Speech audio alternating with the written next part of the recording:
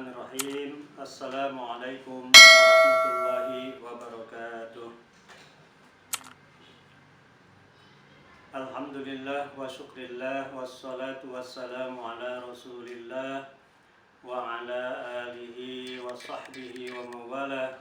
Wala hawla wala quwwata illa billah.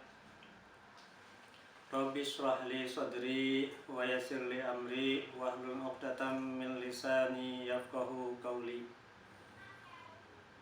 A'udzu billahi minasy syaithanir rajim. Ya ayyuhalladzina amanu taqullaha haqqa tuqatih wa la tamutunna illa wa antum muslimun. Ma'asyiral muslimin rahimakumullah. Alhamdulillah wa syukrillah, kita senantiasa panjatkan puji dan syukur kita kepada Allah Subhanahu wa ta'ala yang telah memberikan berbagai macam kenikmatan kepada kita semua. Nikmat iman, nikmat Islam, nikmat sehat walafiat, nikmat kesempatan, sehingga pada hari ini, siang ini kita bisa berjumpa kembali dalam rangka ta'lim yang biasa kita laksanakan dalam setiap bulan satu kali. Salawat serta salam mari kita panjatkan kepada panutan kita, junjungan kita, Nabi kita Muhammad sallallahu alaihi wasallam beserta keluarga dan sahabatnya serta orang-orang yang senantiasa mengikuti sunnahnya. Pemirsa yang dirahmati Allah Subhanahu wa ta'ala,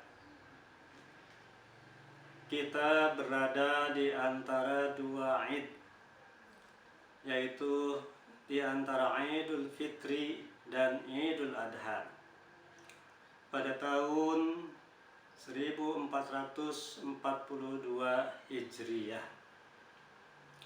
Idul Fitri spiritnya adalah senantiasa berbagi, sementara Idul Kurban spiritnya adalah berkurban. Pemirsa yang dirahmati Allah Subhanahu wa ta'ala, Idul Fitri sudah berlalu dan sudah kita lewati, sementara Idul Adha insya Allah di hadapan kita. Mari kita isi momentum yang baik ini dengan memiliki pemahaman yang benar agar ibadah kurban kita senantiasa diterima oleh Allah Subhanahu wa ta'ala. Pemirsa yang dirahmati Allah Subhanahu wa ta'ala, landasan berkurban tercantum di dalam firman Allah Subhanahu wa ta'ala dan juga dalam sunnah Rasulullah sallallahu alaihi wasallam. Allah Subhanahu wa ta'ala berfirman, A'udzu billahi minasy syaithanir rajim. Bismillahirrahmanirrahim. Inna a'tayna kal kausar fasalli li rabbika wanhar.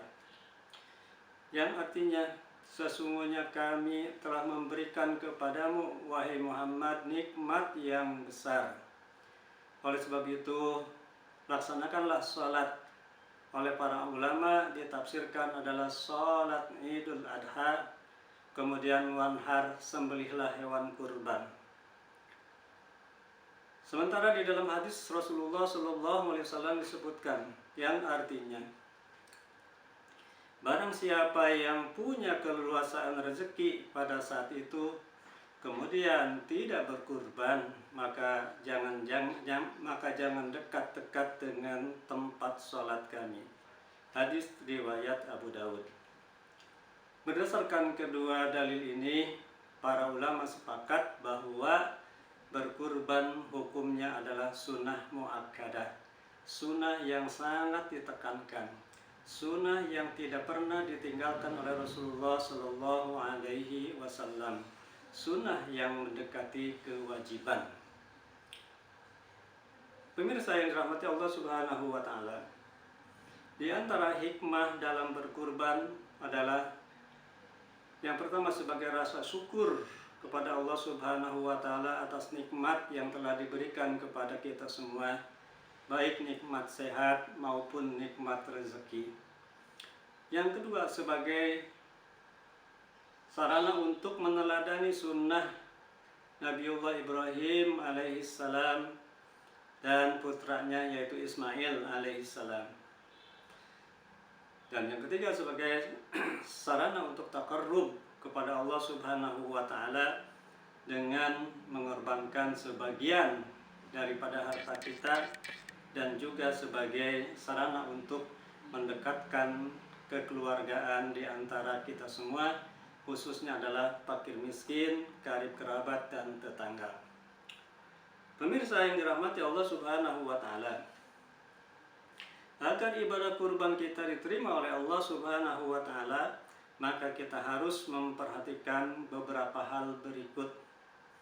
Di antaranya adalah yang pertama, landasan berkurban, yaitu hendaklah beriman kepada Allah Subhanahu wa taala. Orang non-mukmin, orang non-muslim ketika berkurban, maka kurbannya tidak diterima oleh Allah Subhanahu wa taala. Yang kedua, hendaklah dengan niat yang ikhlas untuk mencari ridha Allah Subhanahu wa taala. Berdasarkan firman Allah, A'udzubillahi minasyaitonirrajim. Wa ma umiru illa liya'budullaha mukhlishina lahuddin.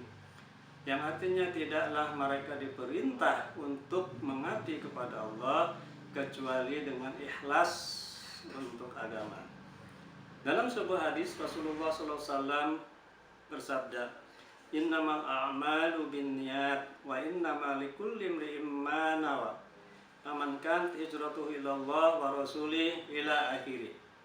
Yang artinya setiap amal itu hendaklah dengan niat. Oleh sebab itu ketika kita ingin berkurban, maka landasannya harus niat yang ikhlas pada Allah Subhanahu wa taala.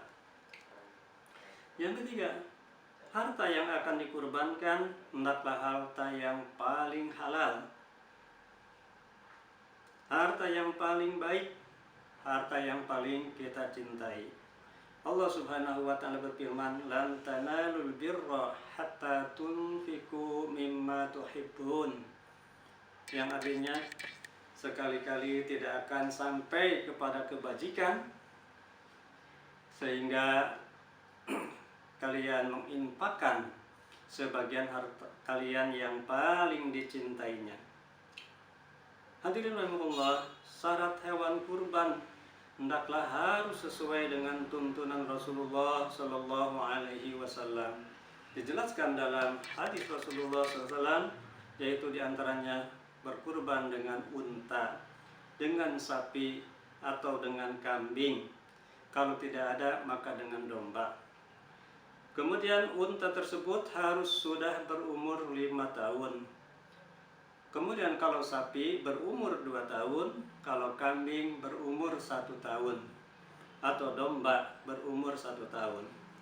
Kalau tidak ada kambing atau domba, maka diperbolehkan yang disebut dengan jaz'ah, yaitu domba yang berumur 6 bulan. Rasulullah SAW bersabda, ni'matil udhiyah al-jaz'a minad dha'ni, yang artinya sebaik-baik kurban yaitu jaz'ah daripada domba. Hadis riwayat Ahmad. Pemirsa yang dirahmati Allah Subhanahu wa taala, kemudian selanjutnya binatang yang dikurbankan tidak boleh binatang yang sakit, tidak boleh yang pincang, tidak boleh yang pecah, tidak boleh yang terlalu kurus. Kemudian selanjutnya, boleh orang yang berkurban mengambil 1/3 bagian daripada daging hewan kurban tersebut, dan 2/3 bagian lagi dibagikan kepada fakir miskin, karib kerabat dan tetangga. Selanjutnya, masyaallah muslimin rahimakumullah, boleh berkurban 1 ekor kambing atau 1 ekor domba untuk 1 keluarga apabila memang tidak mencukupi. Tapi sebaiknya 1 orang adalah 1 ekor domba. Untuk sapi maka boleh untuk 7 orang, begitu juga adalah unta. Pemirsa yang dirahmati Allah Subhanahu wa Ta'ala, hewan kurban itu harus disembelih setelah melaksanakan sholat Idul Adha. Apabila disembelih sebelum sholat Idul Adha, maka itu tidak jadi untuk kurban. Atau dilaksanakan pada tanggal 11, 12, dan 13 yang disebut dengan hari tasyrik. Pemirsa yang dirahmati Allah Subhanahu wa Ta'ala, ketika kita ingin menyembelih hewan kurban, hendaklah disiapkan pisaunya yang tajam agar penyembelihan hewan kurban tersebut dengan cepat dan baik. Setelah itu kita awali dengan membaca takbir, yaitu Allahu Akbar, Allahu Akbar, Allahu Akbar, walillahil hamd. Kemudian membaca Bismillahirrahmanirrahim. Selanjutnya bagi orang yang kurban boleh mengambil 1/3 bagian daging kurban apabila ia mau. Apabila tidak mau, nggak apa-apa, diserahkan semuanya buat orang lain. Dan 2/3 laginya diberikan kepada orang-orang fakir miskin khususnya, kemudian karib kerabat, tetangga, dan boleh juga untuk dihadiahkan kepada orang-orang yang memang punya kemampuan. Selanjutnya, pemirsa yang dirahmati Allah Subhanahu wa Ta'ala, daging kurban tidak boleh dijual sedikit pun oleh orang yang kurban tersebut, meskipun itu tulangnya, dagingnya, kemudian juga kulitnya. Tapi semuanya adalah harus diberikan kepada orang yang berhak menerimanya.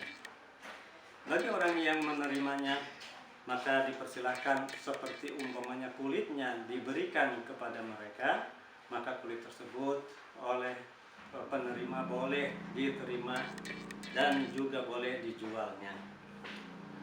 Pemirsa yang dirahmati Allah Subhanahu wa Ta'ala, apabila hal-hal seperti ini kita tunaikan, kita laksanakan, maka insya Allah apa yang akan kita kurbankan itu sesuai dengan tuntunan Allah dan Rasulnya. Oleh sebab itu, marilah kesempatan yang baik ini kita senantiasa melaksanakan ibadah kurban, yaitu pada masanya pada tanggal 10 bulan Zulhijjah atau 11, 12, 13 hari tasyrik.